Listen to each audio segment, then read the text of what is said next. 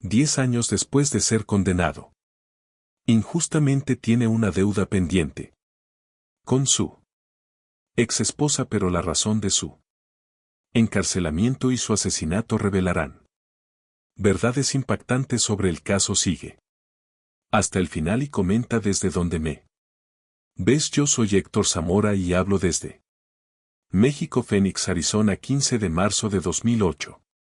El sol abrasador típico del desierto iluminaba la sala 302 del Tribunal Superior del Condado de Maricopa. Fernando Jiménez, un contador de 34 años respetado en su comunidad, escuchaba impasible mientras el juez dictaba una sentencia que cambiaría su vida para siempre: 10 años de prisión por fraude financiero y malversación de fondos corporativos. Para cualquier observador casual el caso parecía simple. Las pruebas presentadas por la fiscalía mostraban transferencias sospechosas, registros alterados y documentos que aparentemente llevaban la firma inconfundible de Fernando. La empresa donde trabajaba, Teneac Financial Services, había perdido más de $2.3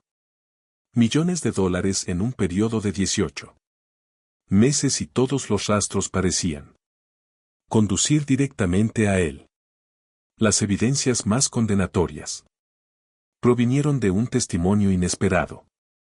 Adebella, su esposa de 7 años, con voz firme y mirada decidida, Heather había relatado ante el tribunal cómo había descubierto documentos incriminatorios en el despacho de su casa, detallando patrones de comportamientos sospechosos y conversaciones que sugerían la culpabilidad de Fernando. Tengo una buena noticia para ti que sigues casos de crímenes reales: suscribirte a este canal y reaccionar con un me gusta hará que YouTube te recomiende videos cada vez más acertados para ti. Hazlo ahora y mira este video hasta el final. Lo que nadie podía prever ese día era que esta historia apenas comenzaba a desarrollarse y que bajo la superficie de un caso aparentemente resuelto se ocultaban verdades mucho más complejas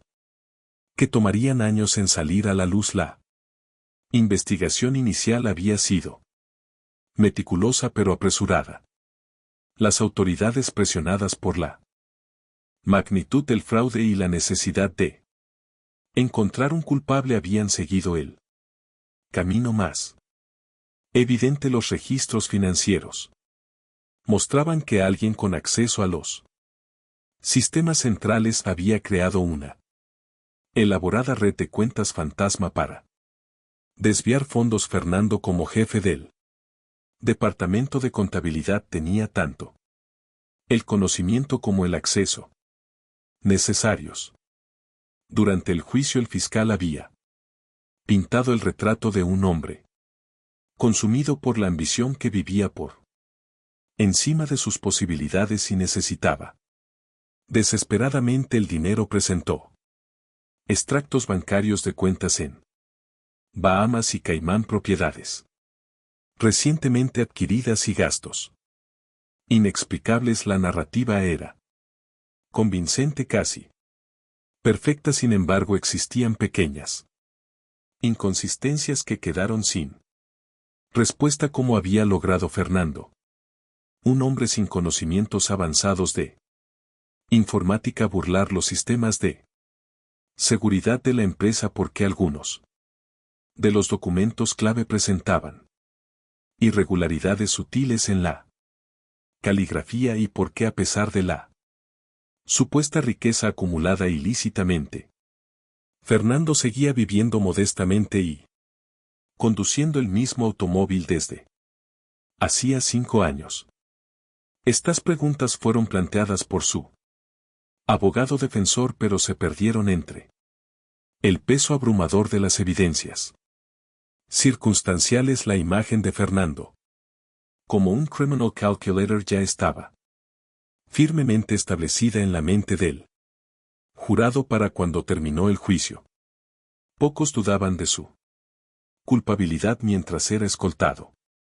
Fuera de la sala, Fernando mantuvo su declaración final: soy inocente, algún día se sabrá la verdad. Una frase que muchos culpables han pronunciado, pero que en su caso resonaría de maneras que nadie podía imaginar esa noche mientras Fernando era procesado en el centro de detención del condado de Maricopa de Isabella. Regresaba a la casa que habían compartido con movimientos metódicos y precisos. Comenzó a empacar algunas pertenencias de Fernando. Durante este proceso recibió una llamada telefónica. La breve conversación terminó con una frase enigmática: está hecho ahora. Tenemos tiempo. Lo que no sabía era que este no sería el final de la historia, sino apenas el primer capítulo de un intrincado caso que tomaría una década en desentrañarse. Completamente. Los primeros meses de Fernando Jiménez en la penitenciaría estatal de Arizona fueron una mezcla de desorientación y desesperanza. El ambiente austero de Leys Presen, con sus rutinas rígidas y constante vigilancia, representaba un contraste brutal con la vida que había conocido. Para un hombre cuya existencia había transcurrido entre números y balances financieros, la cruda realidad penitenciaria resultaba casi incomprensible. Sin embargo, fue precisamente en este entorno hostil donde Fernando comenzaría a descubrir piezas cruciales del rompecabezas que lo había llevado allí a finales de 2009. Durante sus turnos en la biblioteca penitenciaria conoció a Ethan Harris, un exprogramador condenado por hacking informático que cumplía una sentencia de 3 años. Este encuentro casual marcaría un punto de inflexión en su comprensión del caso. Ethan, con su profundo conocimiento de sistemas informáticos y seguridad digital, se interesó en los detalles técnicos del caso de Fernando, revisando minuciosamente las copias de los registros financieros que la defensa había proporcionado. Identificó anomalías que habían pasado desapercibidas para los investigadores. Las transacciones que supuestamente incriminaban a Fernando presentaban irregularidades en los metadatos y timestamps, inconsistencias sutiles pero significativas que sugerían manipulación posterior. Estos registros han sido alterados por alguien con conocimientos avanzados, escribió Vicen en notas que Fernando guardaría celosamente. Las modificaciones son sofisticadas pero dejan rastros digitales. Quien hizo esto sabía exactamente qué estaba buscando y cómo hacerlo parecer obra de otra persona. Mientras Fernando profundizaba en estas revelaciones, la vida fuera de prisión seguía su curso. Heather Isabella había iniciado los trámites de divorcio apenas 3 meses después de la sentencia, citando traición irreparable de confianza como motivo principal. Para 2010 ya había recuperado su apellido de soltera y comenzado una nueva vida.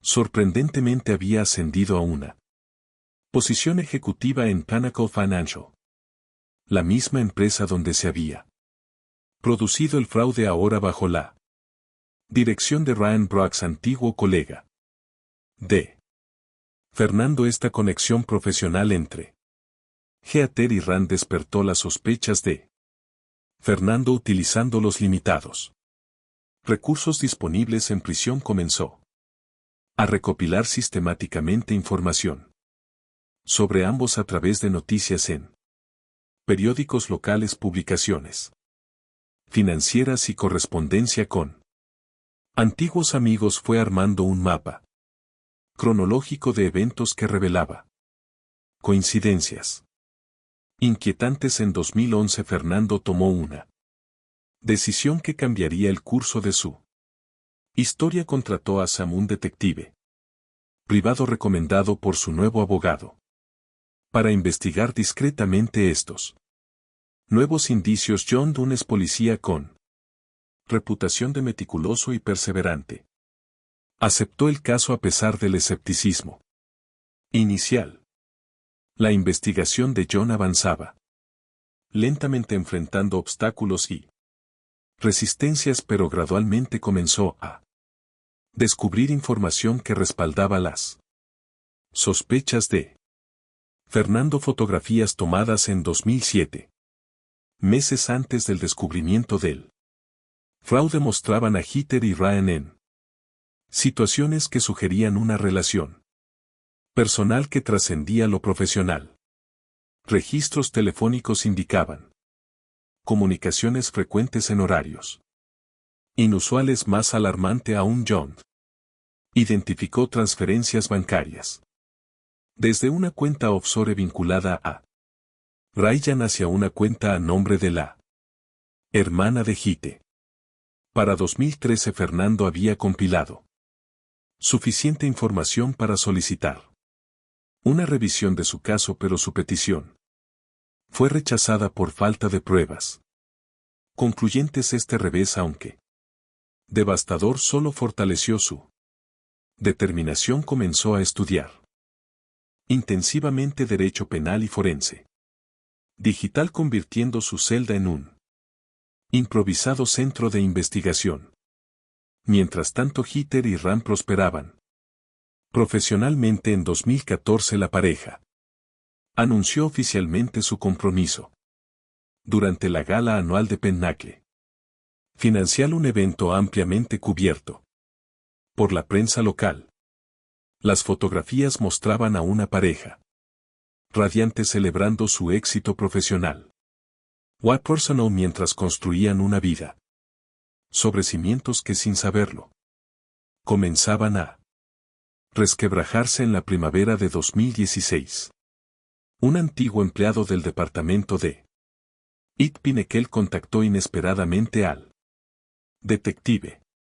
Lo que revelaría este informante cambiaría dramáticamente el curso de la investigación, proporcionando la primera evidencia tangible de una conspiración que había destruido la vida de Fernando y beneficiado directamente a quienes le habían traicionado. El informante del departamento de AD Pinnacle Financial resultó ser Michael Richardson, un especialista en seguridad informática que había trabajado en la empresa durante el periodo en que ocurrió el fraude. Su testimonio, entregado al Detective Samuel Young en una carpeta meticulosamente organizada, contenía algo que cambiaría el curso de la investigación. Registros de acceso al sistema que mostraban actividad inusual en los servidores financieros durante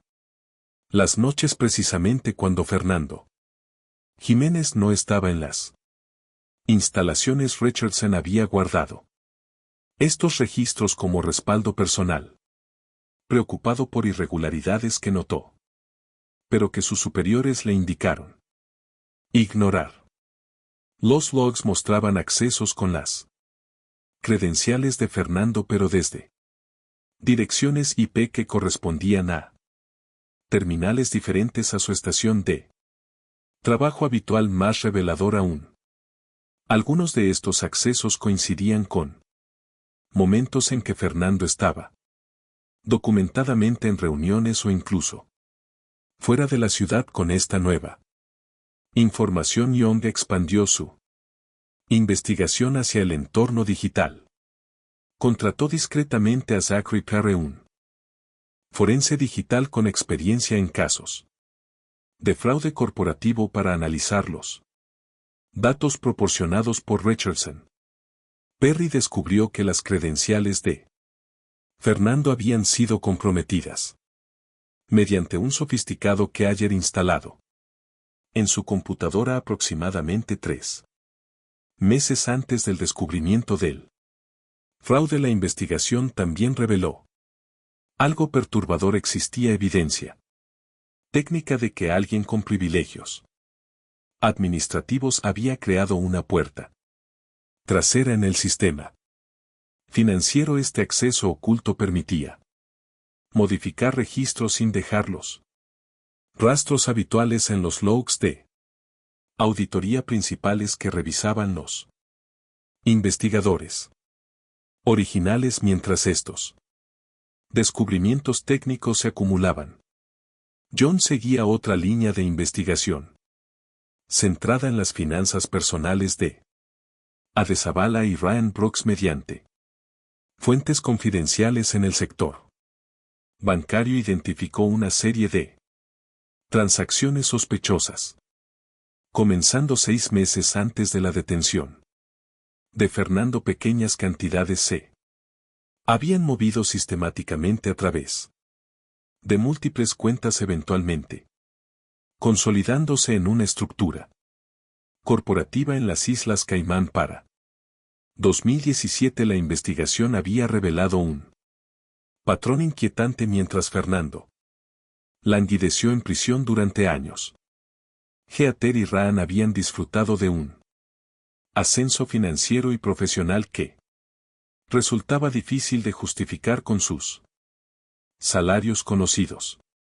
La pareja había adquirido una mansión valorada en $2.8 millones en Scottsdale, vehículos de lujo y participaciones en diversos negocios locales. Este estilo de vida extravagante contrastaba dramáticamente con la modesta existencia que Heather había compartido con Fernando antes de su encarcelamiento. Un avance significativo llegó cuando John localizó a Kristen Ward, antigua asistente ejecutiva de Ryan Brooks. Ward había dejado Pinnacle Financial en 2015 tras un conflicto laboral, llevándose consigo copias de correspondencia que ahora resultaba incriminatoria. Entre los documentos figuraban correos electrónicos entre Ryan y Heather que databan de 2007, un año antes del descubrimiento del fraude, que sugerían no solo una relación íntima, sino también discusiones explícitas sobre resolver el problema Fernando y referencias crípticas a crear nueva documentación. Particularmente revelador fue el hallazgo de un borrador de correo electrónico en el que Ryan delineaba los pasos para acceder a los sistemas financieros usando las credenciales de Fernando. El documento incluía instrucciones específicas sobre cómo alterar registros transaccionales y crear falsos rastros digitales que conducirían inevitablemente a Fernando. El detective Young compiló todas estas evidencias en un exhaustivo informe que presentó al abogado de Fernando en noviembre de 2017. El documento, que superaba las 300 páginas incluyendo anexos técnicos y financieros, construía un caso convincente de que Fernando había sido víctima de una elaborada conspiración orquestada por su esposa y el colega que posteriormente se convertiría en su pareja. Con estas nuevas evidencias, el equipo legal de Fernando presentó una petición formal para reabrir el caso. A diferencia de intentos anteriores, esta vez las pruebas eran demasiado sustanciales para ser ignoradas. Un juez del Tribunal Superior del Condado de Maricopa ordenó una revisión completa del caso, solicitando que la Fiscalía respondiera a las nuevas alegaciones en un plazo de 90 días. La noticia de la posible reapertura del caso llegó a Fernando en diciembre de 2017, casi 10 años después de su encarcelamiento. Para entonces se había transformado en un hombre diferente, más delgado, con canas prematuras, pero con una determinación inquebrantable en su mirada. Mientras su abogado le explicaba los avances, Fernando permanecía inusualmente calmado cuando se le preguntó sobre sus sentimientos. Respondió que había esperado demasiado tiempo para adelantarse a los acontecimientos. Lo que nadie podía anticipar era que la revisión del caso llevaría a descubrimientos aún más impactantes sobre la magnitud de la conspiración, implicando figuras adicionales dentro de Pentacle Financial y revelando un motivo mucho más complejo que la simple ambición financiera o una aventura extramatrimonial. El 12 de marzo de 2018. Casi exactamente 10 años después de su condena inicial, Fernando Jiménez salió de la Penitenciaría Estatal de Arizona. La revisión de su caso había resultado en una liberación condicional mientras se completaba la investigación de las nuevas evidencias. Al cruzar las puertas de la prisión, Fernando era físicamente el mismo hombre que había entrado una década atrás, pero su mirada reflejaba una transformación profunda. El mundo exterior había cambiado considerablemente durante su ausencia. Phoenix se había expandido, la tecnología había avanzado y las personas que una vez conoció habían seguido adelante con sus vidas. La más notable de estas transformaciones era la de Atrecebala y Ryan Brooks, ahora figuras prominentes en el círculo empresarial de Arizona. Su boda, celebrada en 2015 en una lujosa ceremonia en Sedona, había sido destacada en revistas locales como la unión de dos visionarios financieros. Lejos de buscar una confrontación inmediata, Fernando adoptó un enfoque calculado. Estableció residencia discreta en un modesto apartamento en Tempe, utilizando parte de los fondos que su hermana había guardado para él durante su encarcelamiento. Bajo la guía de sus abogados, evitó cuidadosamente cualquier contacto con Geatero Rán, a pesar de que vivían apenas a 20 kilómetros de distancia. La estrategia de Fernando tenía múltiples niveles. El primer paso consistió en colaborar estrechamente con la Fiscalía y las autoridades federales que ahora investigaban el caso de fraude desde una nueva perspectiva. Durante semanas pasó innumerables horas en reuniones detalladas explicando aspectos técnicos del sistema financiero de Pinnacle y señalando inconsistencias específicas en la evidencia original utilizada para condenarlo. Simultáneamente continuó trabajando con Samuel Young, cuya investigación se había expandido significativamente. El detective había identificado a 3 ex empleados adicionales de Pinnacle Financial con información potencialmente crucial. Estos testigos, que inicialmente se habían mostrado reacios a hablar por temor a represalias profesionales, comenzaron a cooperar cuando se enteraron de las nuevas evidencias y la liberación de Fernando. Una pieza central de la estrategia de Fernando fue establecer una nueva identidad profesional bajo el nombre de Francisco Herrera, supuestamente un consultor financiero recién llegado de California. Esta persona ficticia le permitió circular en círculos financieros sin levantar sospechas inmediatas. Con cabello teñido de gris, gafas de diseño discreto y una historia cuidadosamente elaborada, Fernando Diagonal Francisco comenzó a construir conexiones con profesionales que orbitaban alrededor de Pinnacle Financial. Este elaborado juego de identidades no era producto de un deseo de venganza directa, sino una táctica meticulosamente planeada para acceder a información que De otro modo sería imposible obtener. Fernando comprendía que a pesar de las evidencias acumuladas aún faltaban piezas cruciales para completar el rompecabezas especialmente relacionadas con el destino exacto de los fondos desviados. En mayo de 2018 su estrategia comenzó a dar frutos cuando consiguió una invitación a un evento de networking financiero donde Ryan estarían presentes. Durante el evento mantuvo una distancia prudente mientras observaba sus interacciones, notando detalles reveladores en su comportamiento. Ryan mostraba signos evidentes de estrés, consultando frecuentemente su teléfono y manteniendo conversaciones tensas en apartados discretos.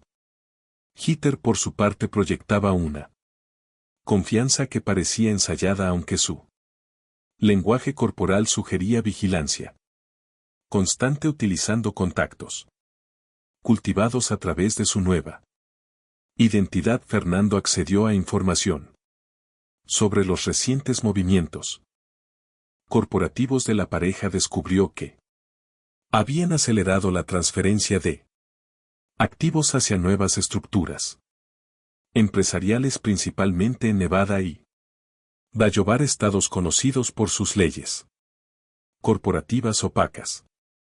Este comportamiento sugería preparativos para un posible traslado de fondos ante la creciente presión investigativa. El punto de inflexión llegó en julio de 2018 cuando Timothy Bennett, un analista financiero que trabajaba directamente con Ryan, contactó al detective. Bennett había descubierto documentos que vinculaban directamente a Ryan y Heather con transacciones fraudulentas, no solo relacionadas con el caso de Fernando, sino con un esquema continuo que había drenado millones adicionales de Pinnacle durante los años posteriores a la condena de Fernando. El analista proporcionó copias de transacciones sospechosas, correos electrónicos encriptados y, lo más importante, registros de acceso a servidores seguros que demostraban que Ryan había utilizado técnicas similares a las empleadas para incriminar a Fernando, pero con sofisticación creciente. La evidencia era tan contundente que las autoridades federales iniciaron inmediatamente una investigación paralela centrada en actividades de lavado de dinero internacional. A finales de agosto, mientras las investigaciones oficiales avanzaban, Fernando implementó la fase final de su estrategia a través de una red cuidadosamente construida de informantes y contactos. Organizó un flujo constante de información falsa hacia Ryan y Heather, sugiriendo que las autoridades estaban siguiendo pistas incorrectas. Esta desinformación calculada buscaba crear una falsa sensación de seguridad que los llevaría a cometer errores críticos. Lo que Fernando no podía prever era que Renan y Heather, sintiendo la presión creciente, estaban preparando una jugada desesperada que pondría en riesgo todo lo conseguido hasta el momento. Mientras el círculo se cerraba en torno a ellos, la pareja había comenzado a implementar un plan de contingencia que no solo buscaba evadir la justicia, sino también eliminar cualquier posibilidad de vinculación con el fraude original. El plan de contingencia de Ryan Brock Rezabella se puso en marcha en la madrugada del 15 de septiembre de 2018. Tras semanas de preparativos secretos, la pareja intentó ejecutar lo que consideraban un escape perfecto: billetes de avión reservados con identidades falsas, documentación meticulosamente falsificada y una transferencia final de fondos a cuentas inaccesibles en jurisdicciones sin extradición. Sin embargo, no eran conscientes de que cada uno de sus movimientos había sido anticipado las autoridades federales. Trabajando en estrecha colaboración con Fernando Jiménez y él detectan establecido una red de vigilancia que monitoreaba cada acción de la pareja. Cuando Ryan y Heather llegaron al Aeropuerto Internacional Sky Harbor de Phoenix a las 4:30 de la mañana, un equipo de agentes de la FBI ya esperaba. Discretamente la detención se realizó sin incidentes mientras la pareja intentaba pasar por el control de seguridad con pasaportes falsos. En su equipaje se encontraron dispositivos electrónicos encriptados, documentación financiera y más de 250,000 pesos en efectivo. Las horas siguientes revelaron la magnitud de su plan. Una investigación en su residencia descubrió una habitación oculta tras un falso panel en la biblioteca donde habían almacenado documentos detallados sobre el fraude original contra Fernando. Evidencias de manipulaciones financieras posteriores y crucialmente un diario digital en el que Heather había documentado meticulosamente cada paso del engaño. Este diario, protegido por múltiples capas de encriptación que los técnicos de la FBI tardaron días en descifrar, proporcionó el elemento final que la fiscalía necesitaba: confesiones explícitas. El juicio comenzó en febrero de 2019. Atrayendo atención mediática significativa, la fiscalía presentó un caso metódico que exponía no solo el fraude original que había enviado a Fernando a prisión, sino una década de manipulaciones financieras que habían generado ganancias ilícitas superiores a 15 millones de pesos. La evidencia digital, respaldada por testimonios de exempleados y el análisis forense de las transacciones, dibujaba una imagen clara de premeditación y engaño sistemático. Particularmente impactante fue la revelación de que el fraude había comenzado meses antes de que Ryan y Heather iniciaran su relación sentimental. Los correos electrónicos recuperados mostraban que la pareja había identificado a Fernando como un chivo expiatorio ideal debido a su posición en la empresa y su acceso a los sistemas financieros. Su relación personal había surgido como consecuencia de su complicidad criminal, no al revés, revelando un cálculo frío que impresionó incluso a los investigadores más experimentados durante el proceso judicial, que se extendió por meses. Fernando mantuvo una compostura notable.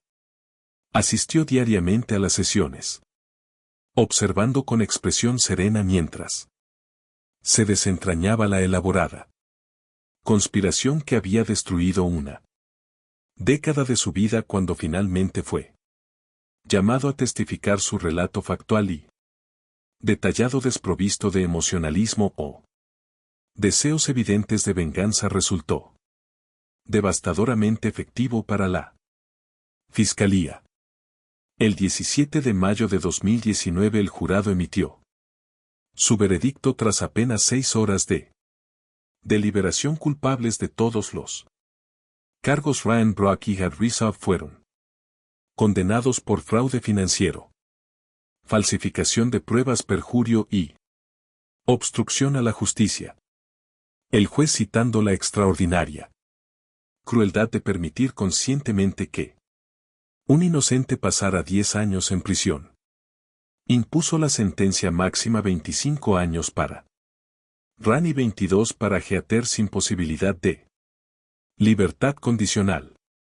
Temprana, una semana después, en una audiencia separada, Fernando Jiménez fue oficialmente exonerado de todos los cargos. El tribunal emitió una declaración formal reconociendo la injusticia cometida y ordenó una compensación financiera de 7.8 millones de pesos, una suma que, aunque sustancial, difícilmente podía compensar los años perdidos en los meses siguientes. Fernando reconstruyó gradualmente su vida.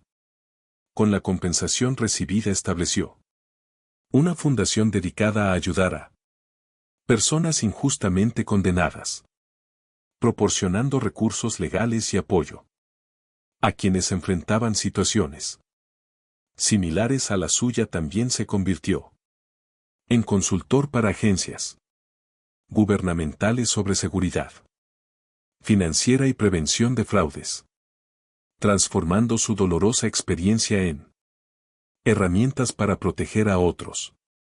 En una entrevista concedida un año después de su exoneración, Fernando reflexionó sobre su experiencia con una sabiduría ganada a un precio incalculable. No habló de venganza satisfecha ni de rencor persistente, sino de la resiliencia humana y la importancia de la verdad. Describió cómo la injusticia sufrida le había enseñado el valor de la paciencia estratégica, la importancia de mantener la fe en momentos de adversidad extrema y cómo, incluso en las circunstancias más oscuras, la perseverancia puede eventualmente conducir a la luz.